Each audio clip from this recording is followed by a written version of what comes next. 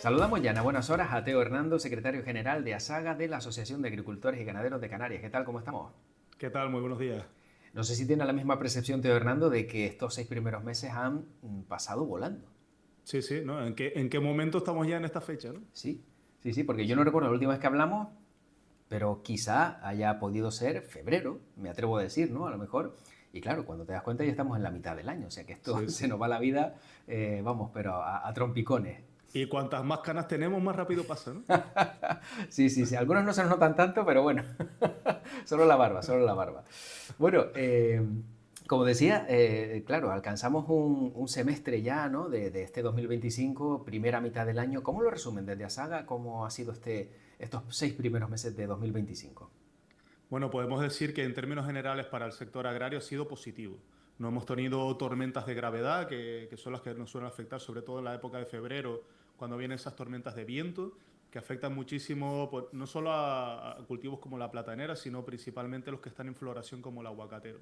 Así que este año nos hemos salvado de ese tipo de tormentas, hemos tenido precipitaciones continuadas, hemos tenido temperaturas acordes a la época del año, al invierno y a la primavera, y eso posibilita que cultivos como la viña reposen, que cultivos como la papa generen tubérculos de forma apropiada. Así que en cuanto a la climatología, que es lo que más afecta al sector agrario, la verdad que ha sido un primer semestre positivo. También es verdad que no llueve a gusto de todos, y cuando las lluvias se te prolongan demasiado, pues luego da o propician que surjan enfermedades fúngicas de tipo mildio o oidio en las plantas. Y eso, claro, requiere de tratamientos preventivos a los agricultores continuados que les genera un sobrecosto, incluso alguna pérdida de cosecha por ese tipo de enfermedades. Pero de verdad que en general ha sido positivo. Bueno, hemos tenido la trifulca o la controversia con el precio del plátano, que llevamos varios meses con esto del precio del plátano, y es precisamente porque como hemos tenido invierno, hemos tenido frío, y además tuvimos la famosa Dorotea antes de Navidad, la tormenta aquella, eso lo que ha hecho es ralentizar la producción de plátano en esta época. Al final, si nosotros teníamos de media una producción semanal de tantos kilos y de repente esa producción baja, pues los precios suben, ¿no? Ahora lo que siempre estamos diciendo es que con la entrada del verano y la finalización de las clases y también la entrada en producción ya de las plataneras en esta época de verano, el precio se va a acomodar al precio normal de esta época. Pero claro, muchos dicen, pero ¿cómo es posible que el mismo plátano de Canarias lo encuentre yo más caro en Canarias que en la península? Porque eso ha sido también algo que se ha vuelto viral, ¿no? Durante todo este tiempo. Sí, principalmente es por una cuestión de volumen. Nosotros enviamos a la península pues más del 90% del plátano que producimos aquí, y entonces las cadenas de distribución cuentan con unos precios que no cuentan las cadenas de aquí. Cuando tú vendes muchísima, muchísima producción, tienes que ajustar precios, y es cuando esas empresas de distribución tienen la capacidad de negociarte. Aquí con las cantidades que se venden y con la cadena de distribución que tenemos, que es pues, prácticamente la misma, salvo tener que mandar a la península en un barco. Pero tenemos que mover entre islas, tenemos que tener las cámaras de maduración, las salas de desmanillado.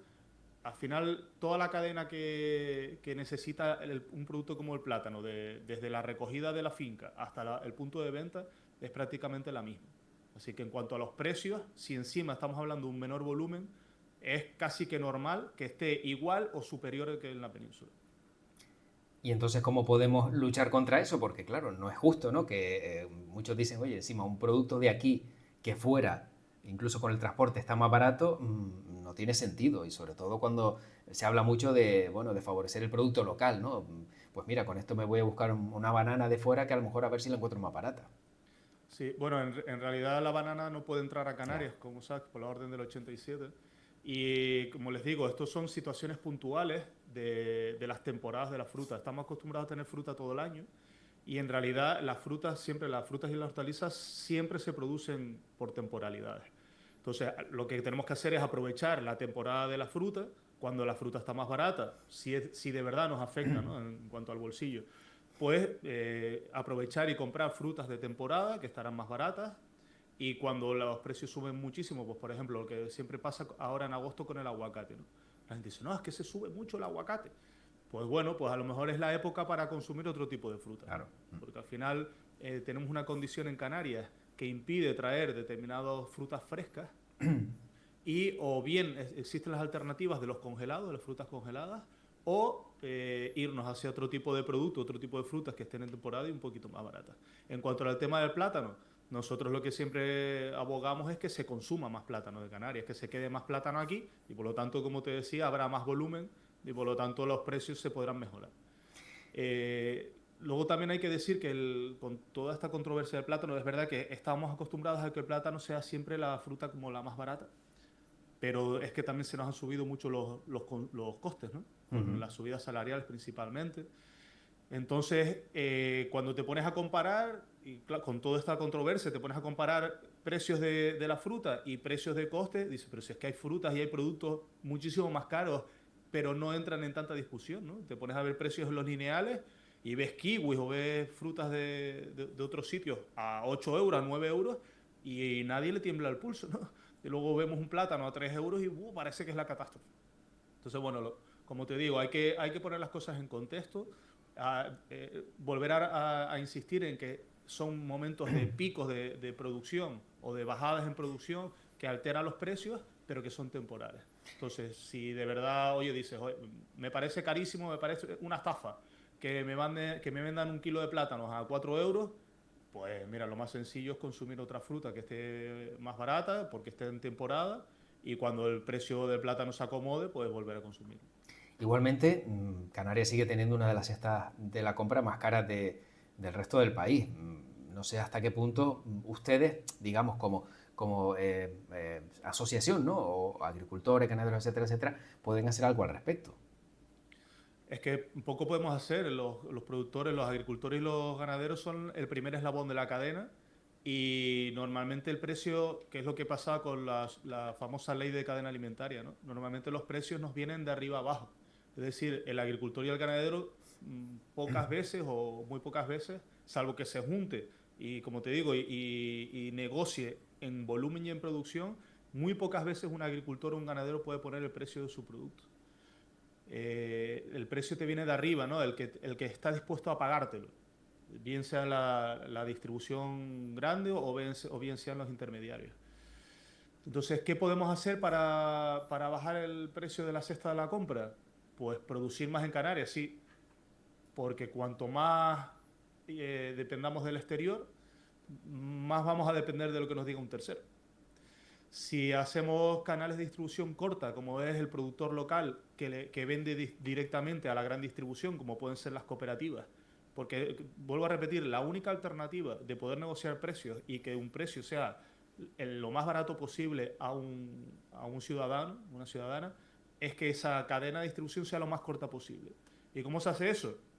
Juntando producción para poder abastecer a esas cadenas de distribución. Si va cada agricultor por su cuenta, pues un Mercadona, un Aldi o un Spar no te va a poder comprar o no te va a comprar.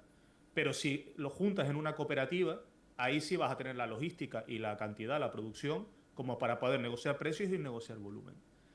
Si el agricultor directamente desde una cooperativa le vende a una cadena de distribución, evidentemente nos estamos evitando eslabones de la cadena que quieren ganar dinero, que necesitan cubrir sus costes de transporte, de almacenamiento, etcétera, y que quieren generar un beneficio y que además muchas veces casi que tienden un poco a la especulación. Entonces, si nos evitamos todos los eslabones de la cadena, los agricultores pueden negociar el precio y no te lo imponen desde arriba, pues evidentemente eso va a repercutir en que la cesta de la compra, o por lo menos en algunos productos principalmente frescos, que es lo que producimos en Canarias, pues tengan un precio más asequible para nuestros ciudadanos. Pero es complicado, ¿eh? No es nada fácil, porque es que ya dependemos muchísimo del exterior.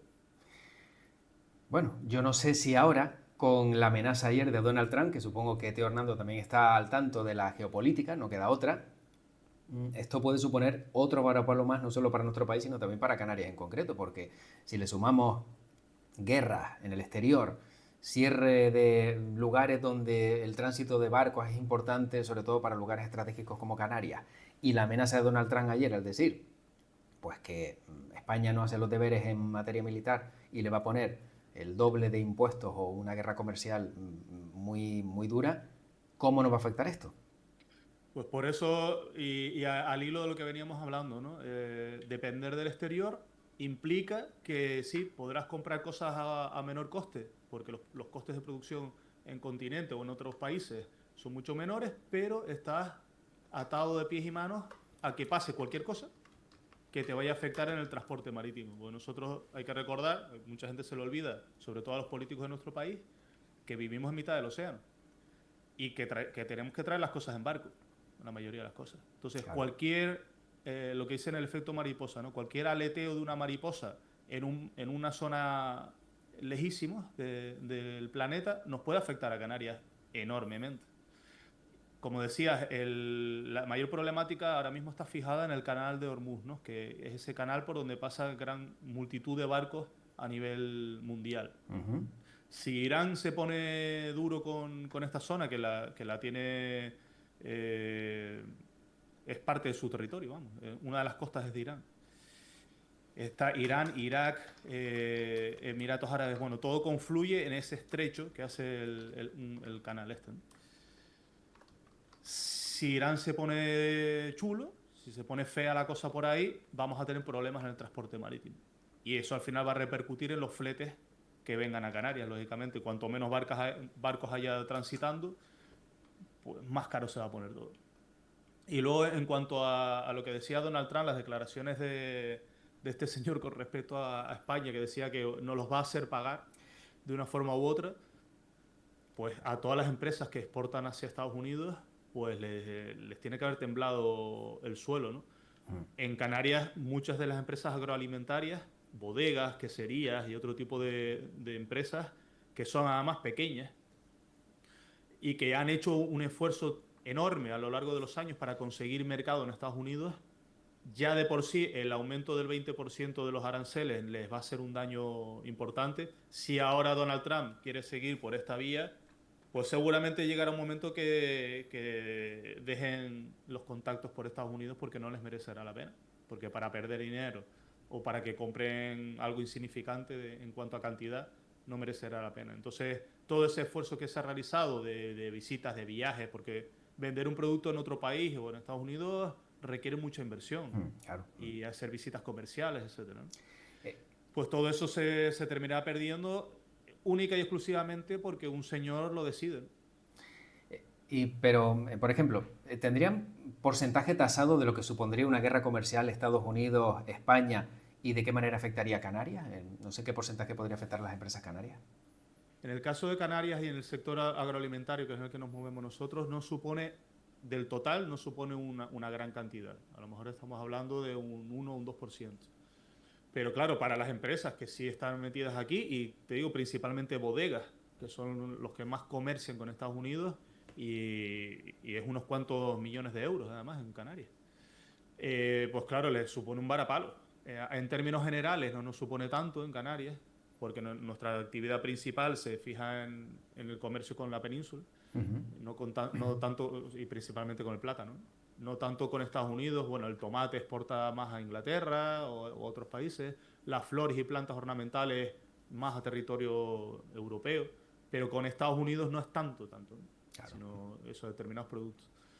A nivel español, sí, a nivel español, ya fuera de Canarias, hay muchísimas empresas, bueno, de aceite de oliva, de jamones, de multitud de productos agroalimentarios que venden en Estados Unidos. Luego también otro tipo de empresas, no solo agroalimentarias, que tienen conexión con Estados Unidos. Empresas estadounidenses implantadas en España, pues tipo Google, Amazon, etcétera, que se pueden haber afectadas también. Entonces, al final estamos hablando de una masa salarial muy importante y de una gran parte de la economía española con conexión americana que se puede ver afectadísima. Claro, a la hora, por ejemplo, de exportar, a lo mejor no hay problema, pero a la hora de importar, si de repente pues necesitan productos fitosanitarios en el sector primario que proceden de Estados Unidos, si antes te costaba 1 euro, ahora te cuesta 40, eso sí les va a hacer bastante daño, ¿no? Y entiendo que habrá muchas cosas de este tipo que les puede afectar. Sí, este tipo de medidas que anunció Donald Trump, que ahora parece que lo ha puesto como, no, lo ha dejado como un poquito más tranquilo. Cuando inició cuando cogió el cargo y empezó a firmar decretos como loco, donde primero podríamos ver que nos iba a afectar iba a ser en la maquinaria, por esa guerra de los metales, ¿no? Entre China y Estados Unidos, del acero, del aluminio. Al final, toda la maquinaria y la maquinaria agrícola, también los vehículos, los coches, pues necesitan de estos metales. Si vamos a tener un conflicto ya no bélico, un conflicto económico, a raíz de las materias primas, todo esto, fíjense que la primera medida que tomó Donald Trump con Ucrania no fue voy a terminar la guerra de Ucrania o voy a intentar que se llegue a una paz porque me gusta la paz. No, no, era por tener tierras raras en Claro. Ucrania, ¿no? O sea, a costa de algo. Y a costa de tener tierras raras. Las tierras raras se utilizan pues principalmente en la tecnología, que hay muchas empresas norteamericanas que se dedican a la tecnología, como todos sabemos, pero también a los vehículos y a otro tipo de maquinaria. Entonces, al final estamos hablando de materias primas, de este juego internacional de la materia prima, que por supuesto nos afecta porque nosotros lo traemos todo de fuera. Los vehículos, las maquinarias, todo. Bueno, hablemos del verano. Claro, ya empezamos a notar el efecto del verano, el calor. ¿Cómo va a ser para el sector primario? Sequía, ha llovido algo, pero no sé cuál es el pronóstico que tienen ustedes para este tiempo que ya en el que estamos inmersos, esta estación. Bueno, en el caso de Tenerife, que es donde estábamos teniendo graves problemas durante los últimos 2 años, las balsas de almacenamiento de uso agrícola están a un buen nivel, según nos informan desde Valten. Se ha podido almacenar agua para regadío. Hay que decir que estas balsas no se almacenan de agua de lluvia, se almacenan de agua sobrante proveniente de otros orígenes, como por ejemplo agua subterránea, o sea, de galería o de pozos, y también agua de desalación, pero principalmente, y sobre todo en la zona sur de Tenerife, agua de regeneración, agua depurada del uso urbano que se vuelve a utilizar. Entonces podemos, o por lo menos nos transmiten desde la administración pública, podemos estar tranquilos de que este verano no vamos a tener restricciones, que ya es un Vale. paso. Ya es un paso de tranquilidad, porque es que llevamos varios años con agricultores regando una vez a la semana, o con agricultores diciendo no sé si voy a poder regar, y agricultores diciendo pues no sé si siembro o no siembro, o planto o no planto de cara a invierno, porque hay muchas siembras y plantaciones que se realizan ahora. Por ejemplo, la flor de Pascua de cara a Navidad se realizará en verano, o las papas de cara a Navidad, las papas de Vilaflor en las zonas altas se realizan en verano las plantaciones. Pero claro, si no tienes asegurada el agua o no tienes asegurada la calidad del agua en estas zonas, que es otra de las batallas, pues muchos agricultores dicen, oye, es que voy a poner en riesgo la inversión. Por lo tanto, este verano parece que con las acciones que se han realizado gracias a la declaración de emergencia y principalmente con el clima, ¿no? Con las precipitaciones que hemos tenido y las temperaturas, que es lo que más nos afecta. Más que la lluvia, las temperaturas, fíjate. Vale. Pues las temperaturas hacen incrementar la demanda hídrica y por lo tanto genera que no sobre agua de estos orígenes que te decía, subterráneos, de desalación. Si no sobra agua no las podemos almacenar, pero si sobra agua, es decir, si estamos una semana con un poco de fresquito, con un poquito de lluvia y con temperaturas bajas que hace que la planta pues no consuma tanto, eso sí da pie a que se puede ir almacenando. Así que bueno, el clima nos ha respetado este año por fin y parece que podemos tener un verano un poquito más tranquilo. En otras islas que no dependen tanto de las precipitaciones, porque por ejemplo en Gran Canaria sobre todo se abastecen de agua de mar, ¿no? Agua desalada, igual que otras islas como Lanzarote y Fuerteventura, y de pozos costeros. Así que no depende, y hay mucho más regadío que en Tenerife. En Tenerife todavía hay mucho cultivo en secano, de papas, de Claro. viña, o de frutales templados.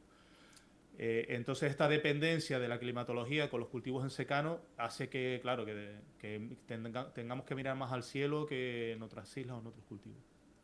Bueno, Teo Hernando, como secretario general de ASAGA, ¿qué valoración hace de la herramienta Dinamiza Rural que conocíamos que se presentaba pues, hace unos meses para frenar la despoblación, impulsar el emprendimiento rural y también revalorizar el orgullo, ¿no? de pertenecer a cada pueblo, ¿no? Como decían desde el gobierno de Canarias? ¿Qué le parece? Bueno, todo lo que sean medidas que venimos realizando desde hace muchos años, ¿no? Para evitar la despoblación en las zonas rurales o el asentamiento, que la gente se siga quedando o queriendo quedar en las zonas rurales, tiene que venir ligado al empleo. Si tú trabajas fuera de tu municipio o de tu pueblo, de tu municipio pequeñito, y te tienes que estar desplazando con los problemas de movilidad que tenemos en las islas, de colas de tráfico, al final, o que tu empleo o gran parte de la masa de empleo está en otros municipios, al final lo que hace la gente joven, lo que tiende a hacer es irse. Por lo tanto, el empleo es lo vital, generar economía es lo vital para que la vida en los entornos rurales se mantenga.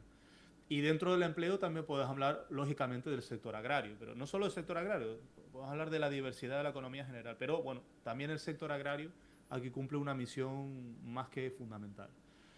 Creo que una de las líneas que se tiene que seguir explorando y fomentando, aparte de las actividades que se hagan en este tipo de proyectos, ¿no?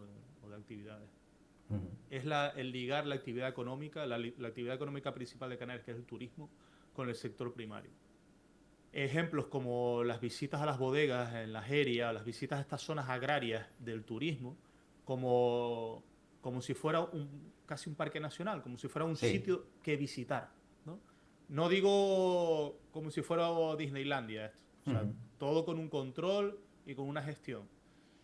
O sea, no con todas las atrocidades que se están viendo en nuestros entornos naturales, sino de una manera responsable, planificada.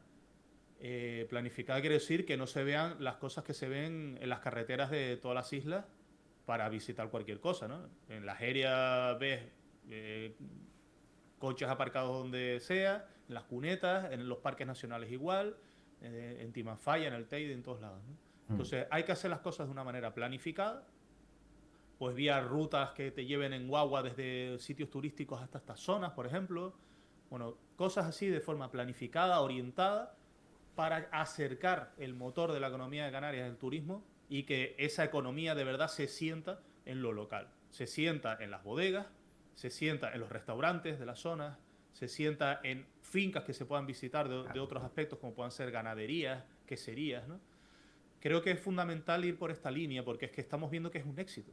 Estamos viendo que hay muchísimo turismo, de los 18 millones que nos han llegado a venir, muchísimas personas de esos 18 millones quieren conocer estas cosas, quieren vivir esas experiencias gastronómicas, agrogastronómicas, ¿no? De tomarte o de consumir productos en el sitio donde se hacen, de conocer cómo se están produciendo, por qué son singulares estos productos. Hay gente que lo quiere hacer Claro. y está dispuesto a pagarlo además. Creo que eso de verdad es como puede empezar a llegar a repartirse la riqueza que tanto se dice en las manifestaciones contra el turismo, ¿no? O contra el Ujú. modelo que tenemos ahora mismo. Que la riqueza se reparta quiere decir que el turismo consuma más allá de las puertas de un hotel con todo incluido. Un turista además que está dispuesto a pagar lo que el producto lo vale, lo que el producto cuesta de verdad, sin tener que nosotros rebajar el precio para poder entrar en ese mercado. Porque muchas veces nos sucede, y a mí me pasó también como productor en primera persona, que te tienes que acomodar, igual que te decía antes con los productos agroalimentarios, ¿no? Te tienes que acomodar a lo que te diga el hotel o el restaurante en cuanto a los precios para poder entrar y competir. Sin embargo, si el cliente viene a tu casa, si viene a tu bodega, a tu quesería o a tu parcela, tú vas a marcar tu precio. Y el cliente seguramente te lo va a pagar porque cuando tú visitas un viñedo Ujú. y luego te explican, o te estás tomando el vino en una cata y te explican el por qué sí y el por qué no, tú te tomas ese vino de otra manera. Claro. No tiene nada que ver esa experiencia, ¿no? Entonces Eh, creo que es fundamental este tipo de planificación, de orientación entre la ligazón entre el turismo y el sector agrario para además generar empleo circular en ese entorno rural. Entonces, bueno, la iniciativa entiendo que les parece positiva, ¿no? Con este resumen que ha hecho Teo Hernando. Sí, de verdad, todo proyecto y actividad que sea dinamizar los entornos rurales, por supuesto que nosotros siempre las apoyaremos. De hecho, nosotros también realizamos muchas acciones en este ámbito, ¿no?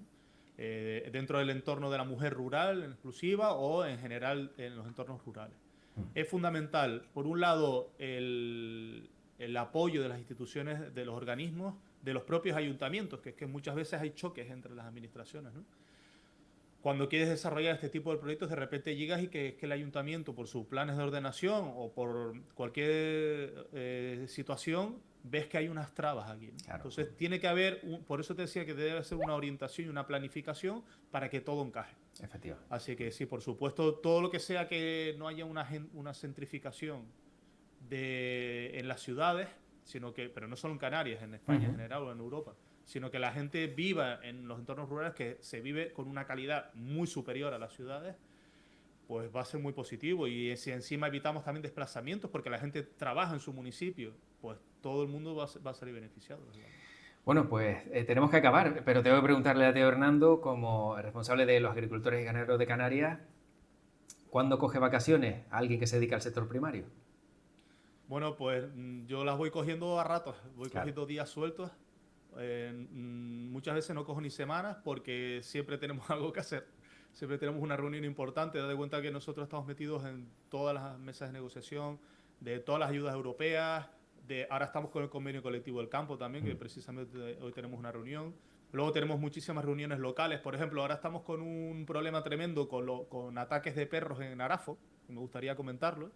Y entonces con el Ayuntamiento de Arafo en concreto estamos insistiendo en que tomen acción, porque es que las ganaderas, que encima son mujeres, que hay que apoyarlas con más ahínco aún, porque las mujeres ganaderas y las mujeres en el entorno rural son más que necesarias. Pues las ganaderas, 3 ganaderas del municipio de Arafo están sufriendo constantes ataques de perros y vemos que no se están tomando medidas. Entonces, bueno, al final lo que te venía diciendo es que estamos siempre con reuniones continuas, presentando documentación, informando a nuestros asociados, y es complicado tomarse una semana libre. Claro. Así que, bueno, vamos cogiendo días sueltos que también nos viene bien para la cabeza de vez en cuando parar. Sí, bueno, de vez en cuando, y si cuadran 2, 3 días, pues maravilloso, ¿no? Que es como casi unas largas vacaciones cuando, como Exactamente. bien indicas, bueno, pues la lucha es constante. Teo Hernando, secretario general de ASAGA, siempre un placer conocer la actualidad del sector primario y muchísima suerte, que sea un buen verano y nos encontramos a la vuelta. Bueno, gracias a ti siempre por darnos un huequito de voz y de difusión, y nada, encantado de hablar para la próxima. Gracias, hasta Igual, pronto. igualmente, feliz verano. Gracias.